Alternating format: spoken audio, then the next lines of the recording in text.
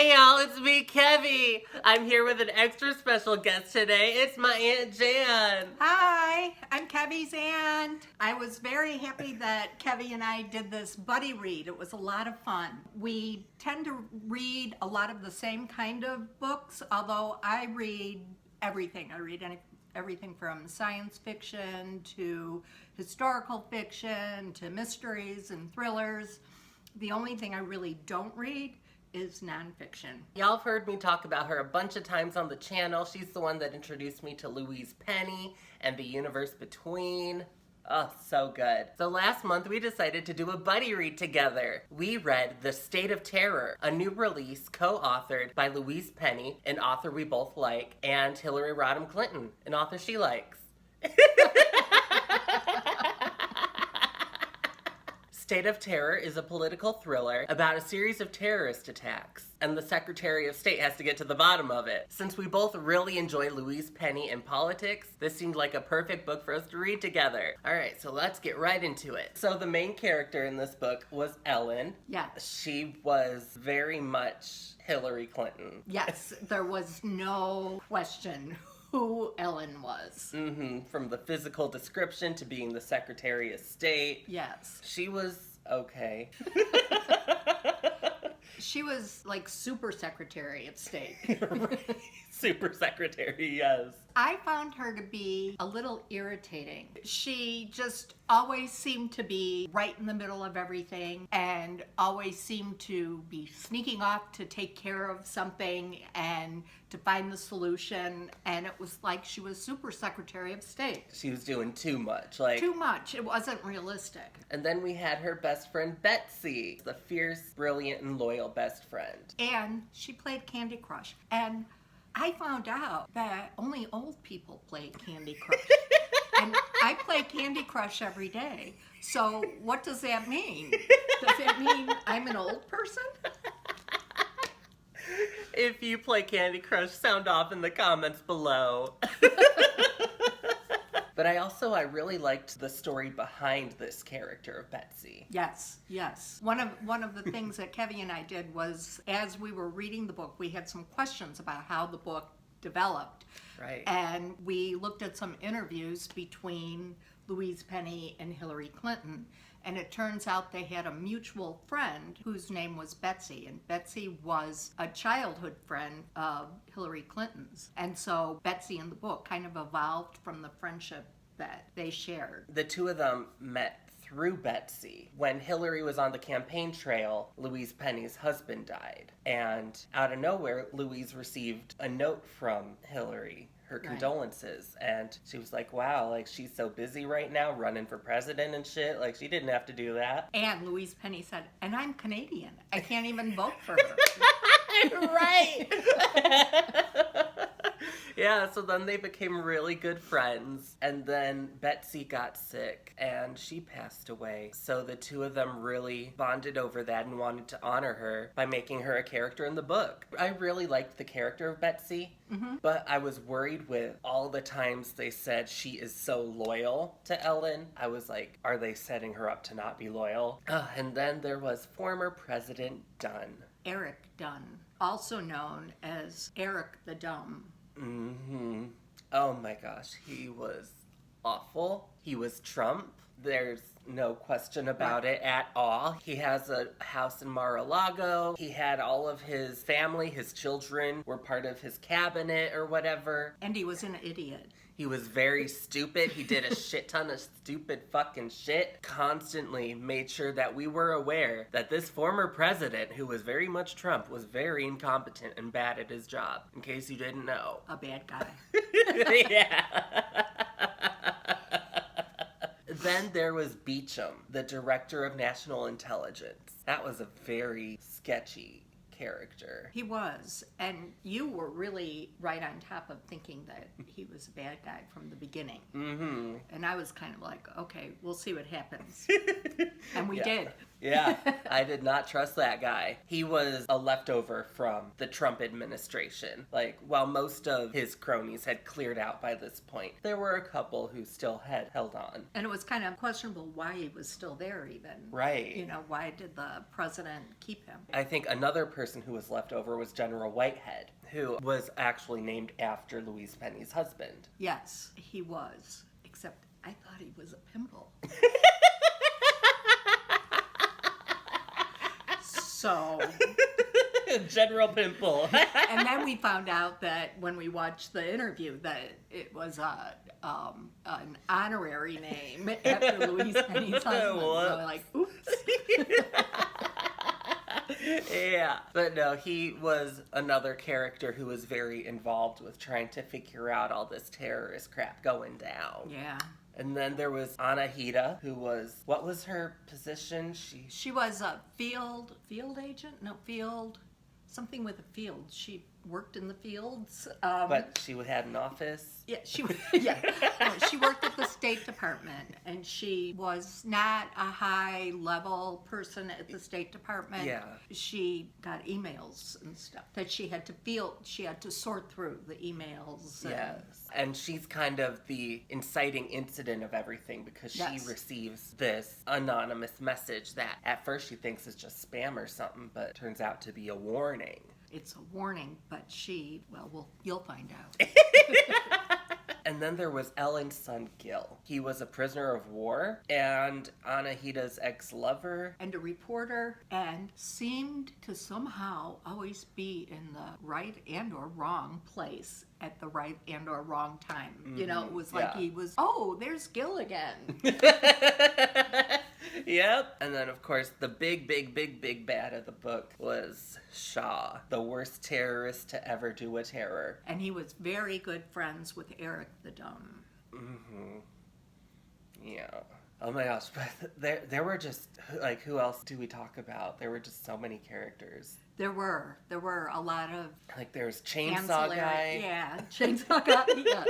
Who was he? And a bunch of people who died. Yeah, tons of people died. And, like, all the different heads of political people in other countries, and the police officers in the other countries, and the bad guys in all the different countries. We didn't know which of them could be trusted and which were bad guys. And, there were lots of people to keep track of. Lots of people. But those were all the main people. All right, let's get into, like, the plot stuff. So there was a whole lot of talk about the previous administration. The previous administration was responsible for the release of Shah, who had previously been on house arrest for many, many years. Throughout the book, it's about the previous administration was just awful, really bad. And we were kind of like, okay, we get it.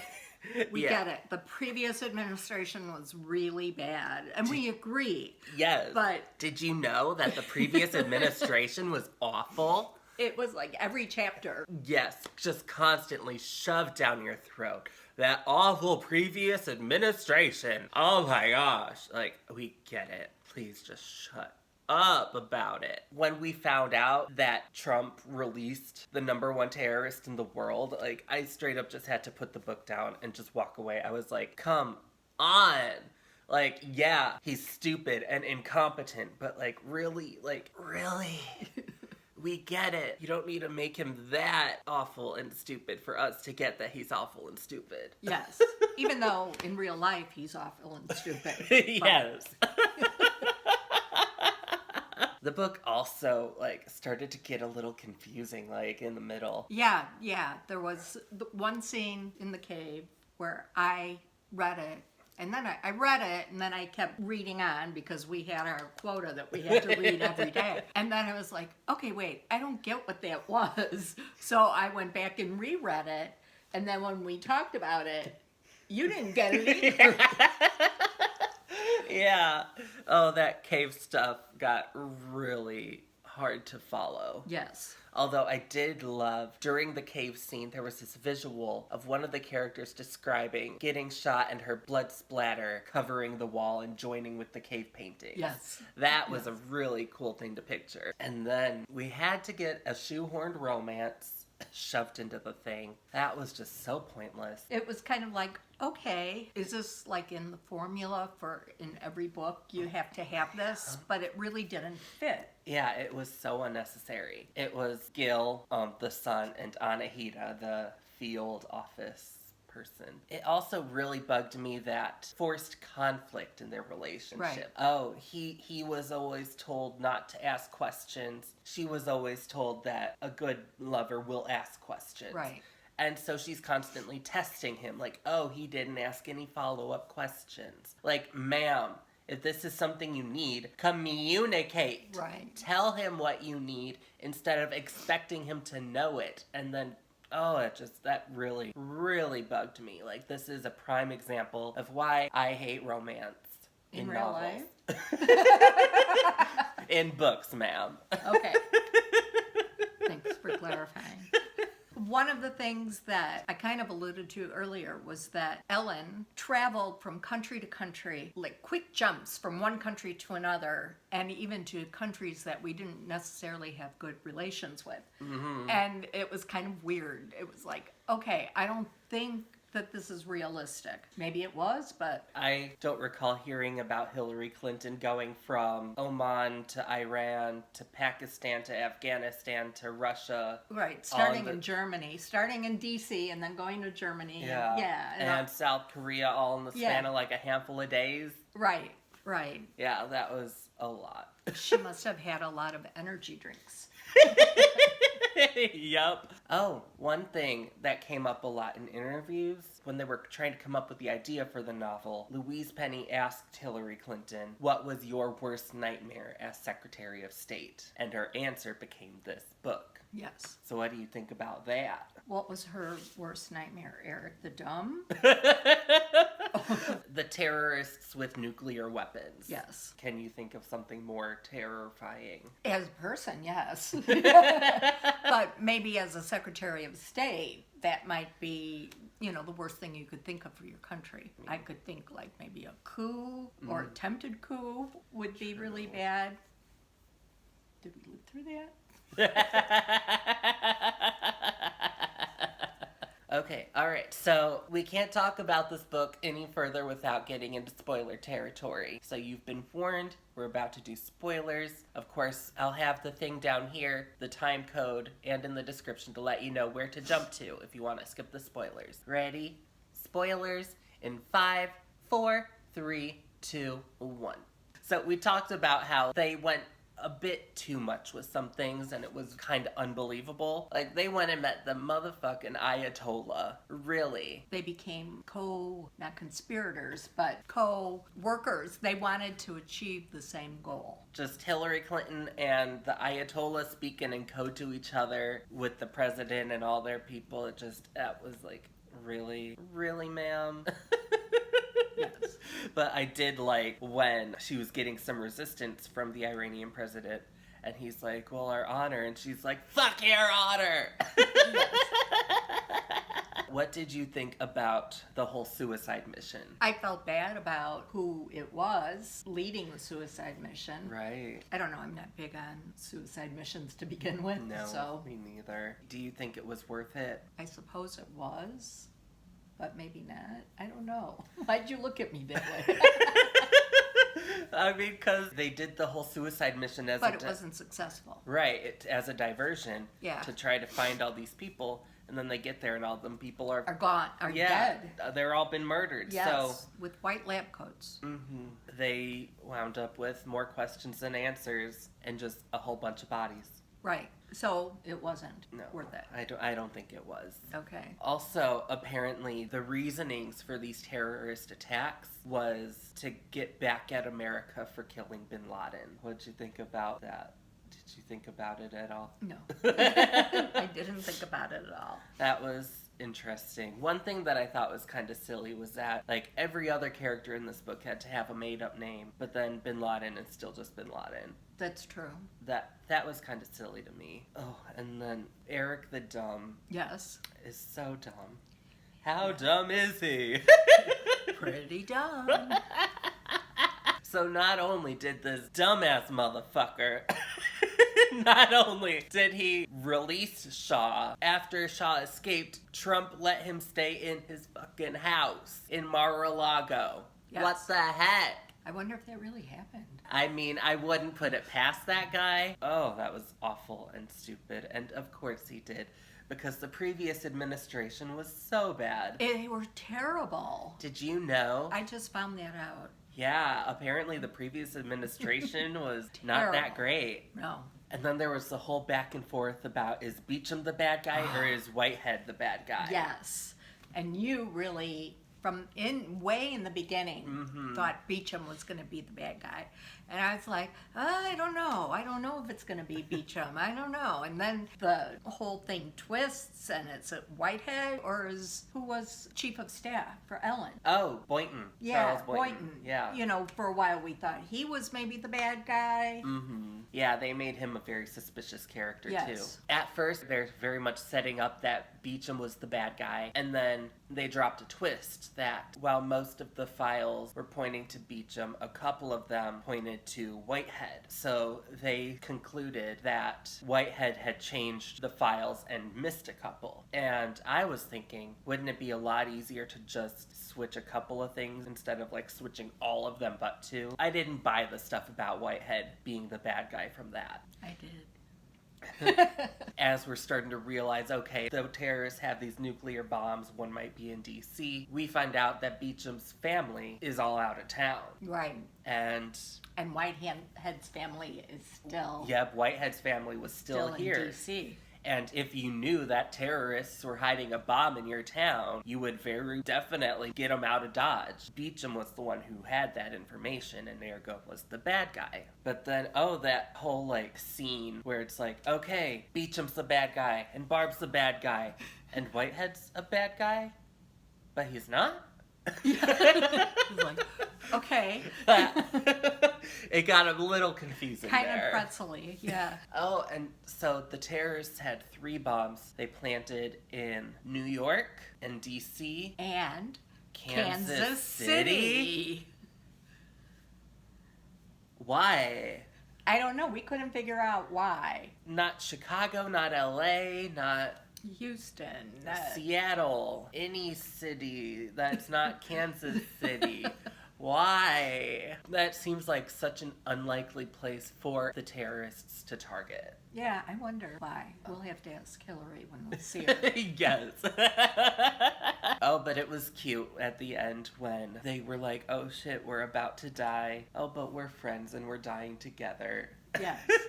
Because in the interviews, Louise, Penny, and Hillary said that this book was really a book about friendship. Yeah. And Kevin and I, as we're reading it, I'm like, okay, where? Right. And Ellen and Betsy were friends, but it really seemed like the book was more about terror.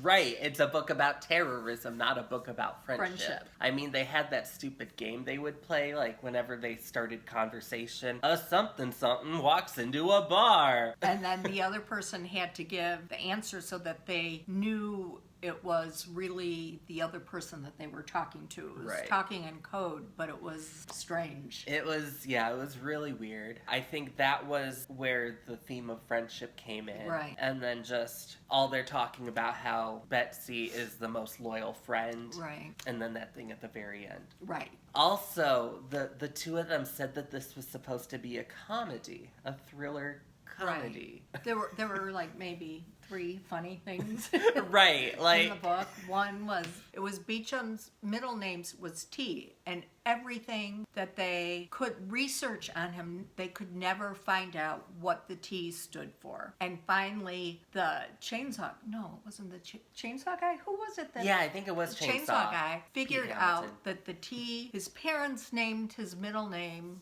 Trouble. That was kind of funny. The trouble thing seemed like it was meant to be funny, but it wasn't. But there were a few parts toward the end where I actually finally started to laugh at it. I still wouldn't straight up call it a comedy by any means, but yeah, it had its jokes. I would call it a thriller with some comedy in it. Like a White Claw, just a hint of comedy. Yes. It was very much a book about feminism. Yes. The women in the book, from Ellen all the way down to Anahita and Zahara. Oh, yeah.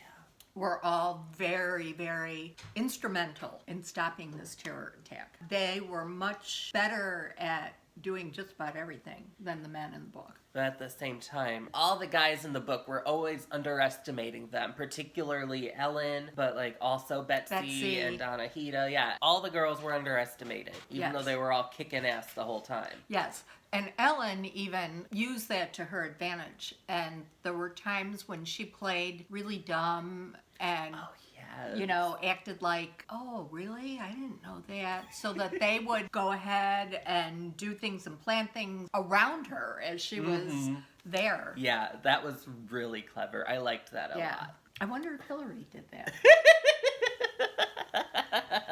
I still think it's much more a book about terrorism than it was about friendship. Yes.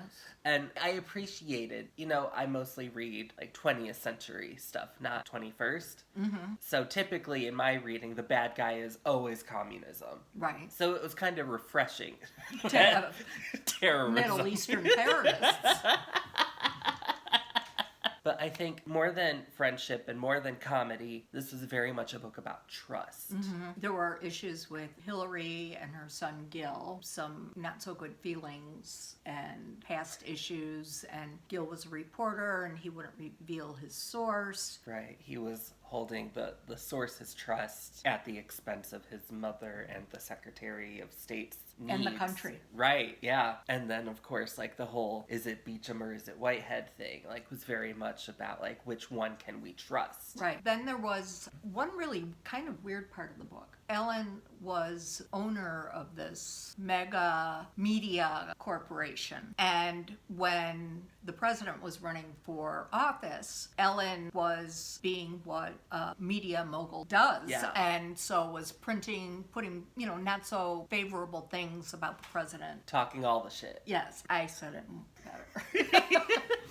And so then all of a sudden he's president and he appoints her as Secretary of State. Yeah. You know, so there wasn't a good flow, at least as far as I was concerned, how you become the head of a media corporation and then all of a sudden Secretary of State. And so there was always in this book, why did the president appoint her? Right. Like, does he trust her? Can she trust him? Right, like, right. Is he trying to actively sabotage her? Right. So that was another big thing about trust. Oh, and also her chief of staff, Charles Boynton. The whole time it's like, oh, he's so good at like blending into the background and you not knowing he's there. So like, is he gonna double cross them and deceive them? So right. Yeah, I think the primary theme of the book was trust. Yes. But there was also a lot of cat and lion symbolism. Yeah, there was Gil's real name was Gilgamesh or something. Yeah. That meant lion. Who would name their kid Gilgamesh? Like Hillary.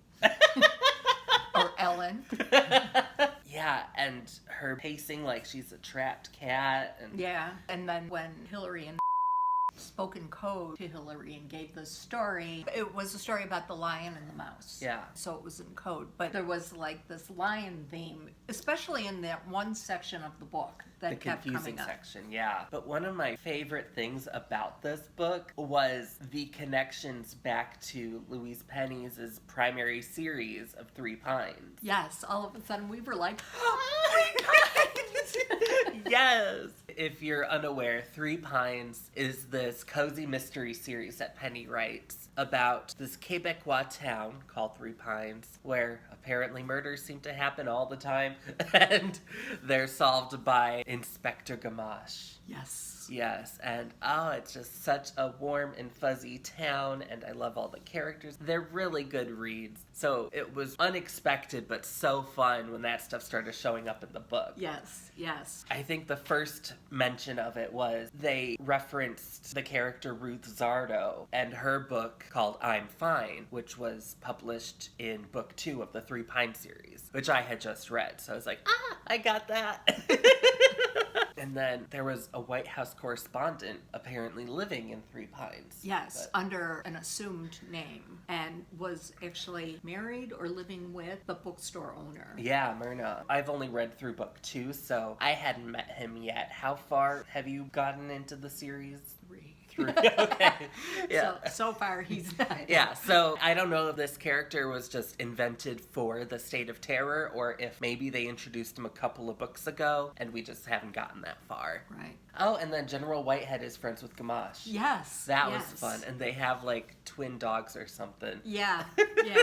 The book did leave us with a few unanswered questions, though. Yes. Like, why was Ellen covered in mud in the beginning of the book? Right, like something has gone wrong in South Korea. She shows up to the State of the Union, Yes. all muddy. What in a Secretary of State's duties would require her to be covered in mud? Like, they said something went wrong, but like, what would go wrong to cause that to happen? I have no idea. Right. And it's never explained. And then the whole question of... Yeah, why make a media mogul the Secretary of State? I don't think we ever got a proper answer for that. Oh, and then there was the whole thing about Betsy getting tailed and the dude ending up being, I believe, Beecham's son. At least his last name was Beecham. Even though that's like a big red flag, that was never addressed again. Right. Why did they just drop that? Right. Why was it there in the first place then? But, I don't know. When we finished reading, I thought it was just a clean-cut end, but you thought there was a possibility. Yes, I thought at the very last, probably 2 paragraphs in the book, it says something about what could happen next, a whole list of things that could possibly happen. And so for me, it left the door open for sequels. That didn't occur to me when I was reading, but it does make a lot of sense. I could totally see them following up with this. Also, there was flirting. Yeah, there was one small section when it was like the president looked at her and she blushed or something. It was weird. I really hope they don't pursue that. I don't want that. Yes. We already had one bad romance in the series. We don't need any more. Right. And I loved that in the acknowledgments, Hillary ends it by saying, "Finally, this is a work of fiction, but the story it tells is all too timely. It's up to us to make sure this plot stays fictional." Amen. Amen. So let's hope the previous administration didn't fuck us up too much. Yes. And doesn't become the future administration. Mm-hmm. So, final thoughts. It was really easy to read. It really was, yeah. It was. And it was not a chore to read at all. I kept wanting to read it to find out what happened next. Absolutely. Who do you think this book was written for? Who's the target audience? Well, I know what you think. I think you think it was written for older Democrats. And I noticed that the cover was red. So they're making red, right, Republican, Evil. So. evil. Absolutely must be like Democrat or lefter. Yes. Because with how much they're blatantly shitting on Trump. Like. Yes. Which was really good. Yeah, definitely for Democrats or liberals. But I do think it was for a more older audience with the Beatles references, the Candy Crush, the multiple product placements for Clinique perfume, aromatic elixir. I mean, Clinique's an old lady brand, so... I definitely think it's for an older age. Fine. Also, this was Penny's first time writing a thriller as opposed to a mystery. Yeah. How do you think she did? I think she did a pretty good job of doing it. I mean, I think that the suspense was there and the motive and everything was good. I think that the writing or the reading level was a little bit lower than what it normally is in Louise Penny's books. Mm-hmm. I felt that too. Like maybe just trying to make it a little easier for Hillary's readers who may not be as used to reading fiction from her. Oh, yeah. Yeah, no, I think it did get a little confusing in the middle there, but no, I think she did overall a pretty good job. Yeah, I enjoyed the book. Absolutely. It was fun to read. And it was fun to buddy read. It was. Yeah, thank you so much for reading it with me. You're welcome. It was fun. Are you planning to read State of Terror? Let us know in the comments below. Thank you all so much for watching. Don't forget to like and subscribe. And if it pleases and sparkles, I'll see you in the next video. Mwah!